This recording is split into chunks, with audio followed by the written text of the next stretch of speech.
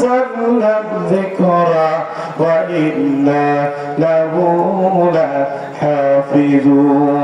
আল্লাহ রাব্বুল আলামিন বলেন, এই কোরআন নাযিল করেছি আমি, এই কোরআনের দায়িত্ব আমি আল্লাহ রাব্বুল আলামিন নিয়ে নিয়েছি। দুনিয়ার সব মানুষগুলো যদি চেষ্টা করে এই দুনিয়া থেকে কোরআন বিতাড়িত করবে, এই দুনিয়া থেকে কোরআন শেষ করে দিবে আমার আল্লাহ রাব্বুল আলামিন জানিয়ে দেন, দুনিয়া থেকে কোরআন শেষ করা কোনোদিন সম্ভব হবে না। দুনিয়া থেকে কোরআন যদি মানুষ চিরতরে শেষ করে দেওয়ার চিন্তা ভাবনা করে, আমার আল্লাহ রাব্বুল আলামিন চ্যালেঞ্জ করে দিয়েছেন, এই কোরআন নাযিল করেছি আমি, আর এই দায়িত্ব নিয়েছি আমি।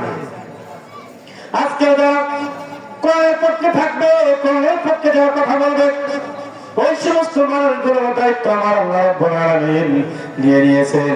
আমার বাংলাদেশের মধ্যে আপনি খেয়াল করে দেখেন, এই 16 থেকে 17 বছর কত মানুষকে যারা কোরআন থেকে যারা কথা বলেছে, কোরআনের পক্ষে যারা স্লোগান দেয়, কোরআনের পক্ষে যারা কথা বলেন, এই সমস্ত মানুষদের উপরে জেল জুলুম নির্যাতন হয়েছে কি হয় না? কথা বলে হয়েছে কি হয় না? এরপরে কোরআনের পক্ষে মানুষ সরে গেছে, কোরআনের থেকে মানুষ দূরে সরে গেছে। যত অত্যাচার জুলুম নির্যাতন হয়েছে, তত কোরআনের পক্ষের মানুষ আল্লাহ রাব্বুল আলামিন বানিয়ে দিয়েছে। সুবহানাল্লাহ। এজন্য আজকে যারা কোরআনের পক্ষে থাকবে, কোরআনের পক্ষে যারা কথা বলবে, এদের দাম বাড়িয়ে দিবেন কে? আমার আল্লাহ রাব্বুল আলামিনের দাম বাড়িয়ে দিবেন।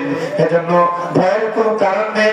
দুনিয়ার মধ্যে যারা কোরআনের পক্ষে থাকবে, কোরআনের পক্ষে যারা স্লোগান দিবে, অবশ্যই আমার আল্লাহ রাব্বুল আলামিন এদের দামগুলো দুনিয়া এবং আখিরাতে বাড়িয়ে দিবেন। সুবহানাল্লাহ।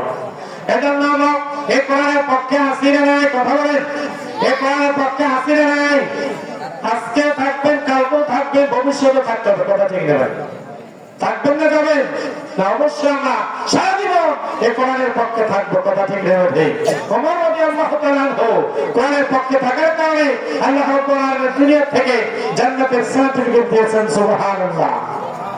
এজন্য আজকে যারা আমার ভাই, আমার বন্ধুরা, এই কোরআনের পক্ষে যারা কথা বলবে, কোরআনের পক্ষে যারা থাকবে, এদের দাম কমবে না।